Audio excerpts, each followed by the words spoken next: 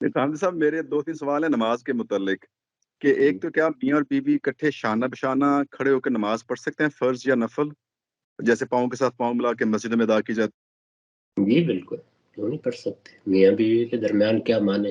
ہمارے بس یہاں پہ وہ اکثر کہا جاتا ہے کہ نہیں بیوی کو پیچھے کھڑا ہونا پڑتا ہے برابر نہیں کھڑی ہو سکتی تو اس لیے وہ کافی کنفیوژن پیدا کیے رکھتے ہیں لوگ نہیں، وہ تو دو لوگوں کے جماعت کرانے کا طریقہ یہی ہے، یعنی وہ مرد بھی ہو تو جو آپ کی ایڑی ہے پنجے دوسرے آدمی کے اس کے قریب یا اس سے ذرا پیچھے ہونے چاہیے.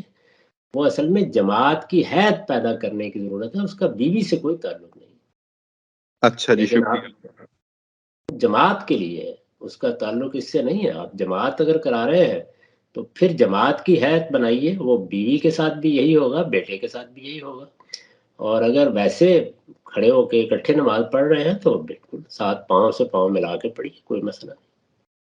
اور دوسرا غامدی صاحب کیا ماں اپنے بچوں کے لیے امامت کروا سکتی ہے گھر میں اور جی بندہ بھی بالکل، سامنے کھڑا ہو سکتا ہے یا نہیں ہاں بالکل کرا سکتی، کوئی مسئلہ نہیں. رسول اللہ نے خود سیدہ ام ورقہ کو امام مقرر کیا تھا ان کے محلے کی مسجد کا.